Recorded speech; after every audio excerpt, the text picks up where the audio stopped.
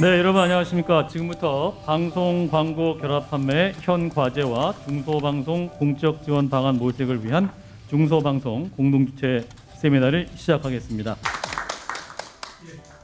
네, 안녕하십니까. 방송통신의 부위원장 김현입니다. 예, 오늘 방송 광고 결합 판매 제도 개선 세미나를 준비해 주신 CBS 등 방송사 사장단과 관계자 여러분들께 감사드립니다. 그동안 결합 판매 제도가 지역 중소지상파가 지역 종교, 언어 등 다양한 방송 프로그램의 제작이 가능하도록 지원함으로써 방송의 지역성, 다양성, 공익성 구현 등에 크게 기여해 왔습니다. 우리 중소방송사들을 어떻게 지원해주고 이 구성원들이 이 K 컨텐츠라는 이런 거대한 이 우리 한류 르네상스의 물결에 한 역할을 담당해 줄 수 있도록 지역에서 또 종교적으로 문화적으로 이런 거를 할 수 있도록 어떻게 지원해 줄 것인가에 모든 초점이 맞춰져야 된다. 본격적인 세미나를 시작하도록 하겠습니다. 방송 광고의 가치가 가지고 있는 효율성이나 효과의 문제를 어떻게 결합 판매가 지향하는 가치, 즉 공익성과 공공성의 문제와 접목시킬 것인가 하는 부분입니다. 중소방송 사업자들은 중소방송 사업자 나름대로의 콘텐츠 경쟁력을 구축하고 그와 같은 경쟁력이 구축되는 환경에서 방송통신위원회를 비롯한 정부기관이 공적 재원을 합리적으로 효율적으로 지원함으로써 결합 판매 제도에 대한 많은 논란들을 해소할 수 있지 않을까 기대해 봅니다. 먼저 중소방송이 실천하는 다양성의 문제인데요. 특히 이제 사회적 약자나 다양한 목소리를 대변한다는 의미에서 공공 서비스 방송, 지금 중소방송이 실천하고 있는 이런 공공 서비스 방송의 가치는 여전히 존재한다고 봐야 될 거라고 생각됩니다. 우리가 없어도 된다고 생각하는 건 없을 때 깨닫게 되는 것이잖아요. 예를 들면 중소방송이나 혹은 지금 공영방송이 추구하는 가치 그리고 공영방송이 제공하는 프로그램은 당연히 있기 때문에 그거는 뭐 언제든지 이용할 수 있다고 생각하니까 크게 필요성을 못 느낀다고 볼 수가 있겠죠. 하지만 민주주의 사회에서 다양한 여론이 형성되고 다양한 토론 과정이 만들어지기 위해서는 당연히 기본적으로 공급되는 다양한 정보가 있어야 되는 것이죠. 또 사회적으로 다양한 이 계층의 목소리가 대변될 수 있는 그런 방송은 존재해야 되는 것입니다. 디지털 미디어 환경에서도 공공 서비스 방송 혹은 공공 서비스 미디어로서의 중소방송의 역할은 존재한다라고 볼 수가 있을 것입니다. 왜냐하면 그 다양성은 분명히 존재하는 것이죠. 근데 이제 여기서 활용 가능한 사실 재원은 딱 하나밖에 없어요. 딱 하나밖에 없는데 그거는 방송통신위원회 소관이 아닌 문화체육관광부의 소관이 이제 아리안국제방송과 국악방송, 언론중재위원회에 대한 지원금 정도밖에 없는 것이죠. 이 재원을 활용해가지고 지역 중소방송 지원에 전환해서 사용할 수는 있습니다. 전제 조건이 있어요. 첫째가 뭐냐면 기금도 정부 예산의 일부이기 때문에 이건 기획재정부의 동의가 있어야 되고, 왜냐하면 이 액수만큼 기획재정부는 문화부에 또 다른 일반 예산을 지원해 줘야 되는 것입니다. 그러면 당연히 정부 예산 안에서 옮겨가는 거기 때문에 그거는 여러 부처들이 같이 조정을 할 수밖에 없는 경우이죠.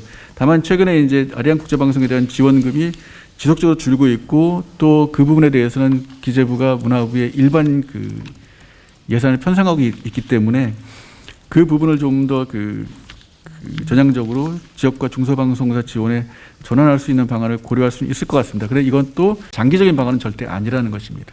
이거는 단기적인 처방이 될 수 있겠고 또 처방이 아닐 수도 있는 거죠. 일단은 기재부의 동의를 반드시 받아야 되는 그런 비용이기 때문에. 그렇다면 이제 할 수 있는 것이 기금 수입 중에 주파수 할당 대가로 들어오는 즉 통신 기금으로 예입되는 부분 중에서 방송에 대한 교차 보조 수단으로 이제 활용하는 방안이 있을 수 있는 것이죠. 즉 물론 이것도 이제 과학기술통신부가 동의를 해야 되는 부분이겠지만 기간통신 3사가 납부하는 주파수 할당 대가로 5천억 정도가 들어오는데 이 중에서 일부를 공공 서비스 방송 지원 목적으로 활용하는 방안을 이제 고민할 수 있는 것이죠. 또 대안으로 이제 이야기되는 게 이제 OTT 사업자나 포털 사업자에게도 기금을 납부할 수 있도록 이제 기금을 납부하는 대상을 좀 더 확대할 필요가 있다라는 건데 저도 그 부분 반드시 필요하다고 생각됩니다. 왜냐하면 동일한 서비스를 제공하고 동일한 시장 내에서 수익을 얻는데 일부 사업자, 특히 지상파 사업자들에게만 납부가 과중하게 편중되어 있는 부분들은 분명히 시정될 필요가 있다는 생각이 듭니다.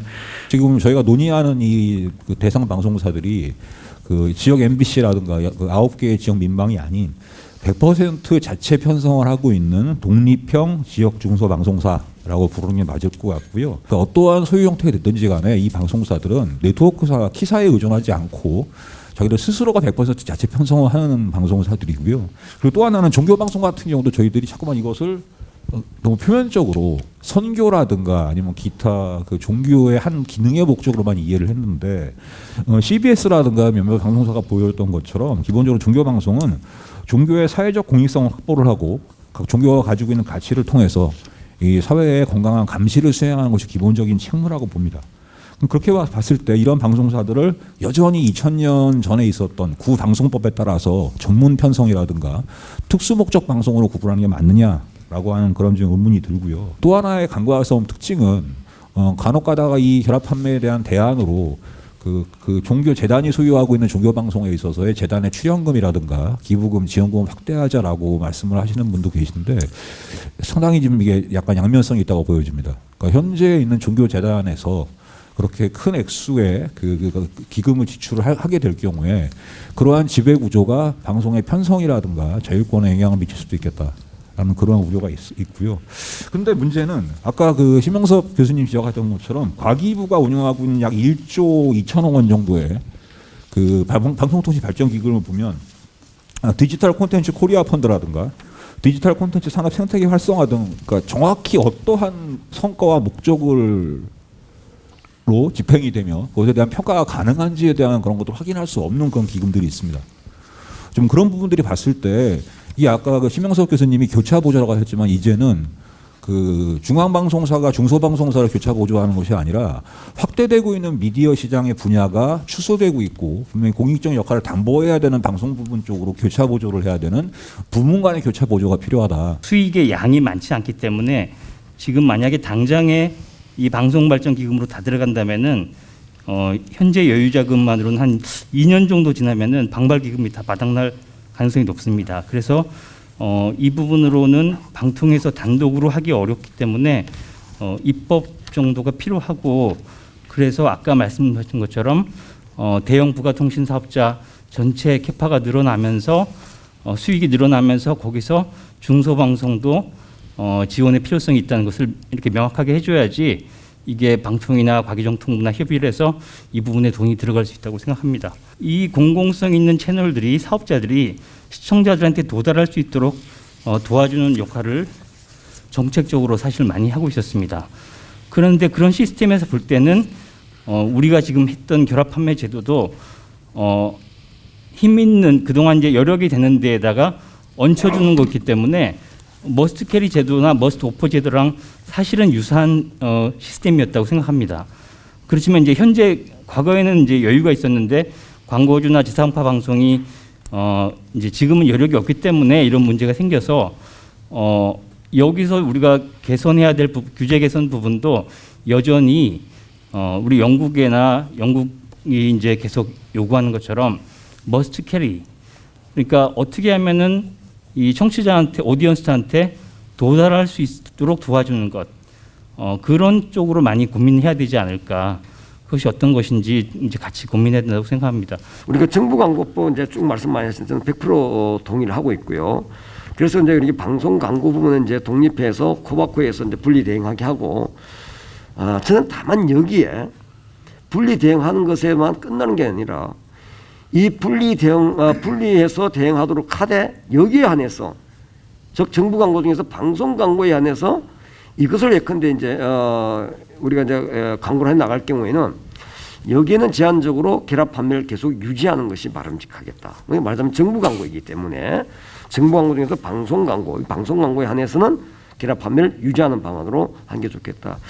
우리 심영섭 박사님도 말씀했지만은. 사실 이 문제가 생기면 바로 이제 문체부가 절대 반대 입장을 고수하고 있죠. 지난번에도 2019년 법안이 개정될 당시에도 우리 방통위를 중심으로 의견서를 많이 냈지만 다 묵살당했어요.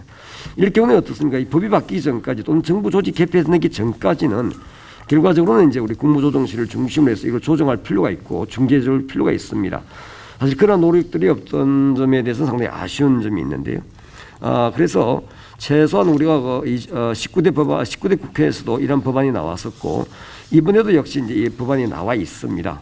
그래서 이게 좀 잘 처리되면 좋겠다는 생각이 듭니다. 역시 그 정부광고법상 이제 우리가 정부광고 중에서는 우선 이제 지역 중소방송사의 그 일정 비율을 먼저 할당해주는, 우선 배정해주는 이런 어떤 좀 방법이 필요하겠다. 그렇게 하면서 그게 따른 수수료는 일정 기간 동안 면제를 해준다든지 아니면 현재보다는 한 10분의 1 정도로 감액해주는, 물론 이제 언론진흥재단에서도 반대를 많이 하겠지만요. 우리가 이제 중소 지역 방송들, 지역 방송들 우리가 활성화나 또는 지원을 위해서는 이러한 어떤 방안이 필요하고 그런 법 개정이 필요하겠다는 생각입니다. 우리가 방송광고 판매 대행법에 하면은 중소지상파 방송 사업자가 정의 규정이 따로 있습니다. 여기에는 종교의 선교를 목적으로 하는 지상파 방송 사업자, 그다음에 특별시 외의 지역 또는 특별시 일부와 특별시의 외의 지역을 방송국에 하는 지상 방송 사업자, 그리고 보도를 전문으로 편성한 지상 방송 사업자를 포함하고 있어요. 그런데 지금 현재 나와 있는 지역방송 발전지원특별법에서는 지역방송을 한정되어 있는데요. 여기는 종교방송이라든가 예컨대 보도 전문 방송은 빠져 있습니다. 그래서 여기에 따라서는 우선 그 이 정의 규정과 법명을 지역 중소방송 지원 특별법으로 바꾸면서 지역 중소방송을 포함하는 그런 지원 기금 설치 근거를 명시할 필요가 있다는 거죠. 여기에는 이제 사실은 국가재정법, 말하자면 이 기금 관리는 기재부에서 하기 때문에 국가재정법도 같이 동시에 개정이 돼야 될 겁니다. 그리고 이제 그 정부광고법상에 아까 말씀드린 그 방송광고에서 코박건대 판매 대행을 하지 않습니까? 이 수수료를 이 기금에다가 조성한 데에 포함을 시킬 수 있도록 하는 거죠. 그 오늘 이제 많은 말씀들을 해주셨는데 방통위도 그 지역 중소방송사, 특히 오늘 중소방송사들 위주로 이제 논의가 되고 있는데 그 다양성이라는 공익적 가치가 유지되어야 될 필요성에 대해서 공감하고 있고, 이에 따라서 공적 재원이 필요하다는 부분에 대해서 공감을 하고 있습니다. 그래서 이러한 전제하에서 연구반에서도 계속 그 제도 개선안을 논의를 하고 있고요. 그 오늘 이제 그 논의된 내용 중에서 이제 지역 방송, 네트워크 지역 방송과 또 중소 방송사의 차별성에 대해서 얘기를 하시면서 이제 지원 체계에도 차이를 둘 필요가 있다라고 해주셨는데, 이 부분에 대해서도 공감을 하고요. 물론 지역 방송도 여전히 또 그 결합 판매가 해소 여부와 상관없이 또 그 지원에 대한 고민이 필요한 부분들은 있다고 생각을 합니다. 그러나 어쨌든 그 지원 체계도 차별화해서 저희가 고민할 수밖에 없는 부분이라고 생각을 하고요. 방송 광고 결합 판매의 현 과제와 중소방송 공적 지원 모색이라는 주제의 세미나를 모두 마치도록 하겠습니다.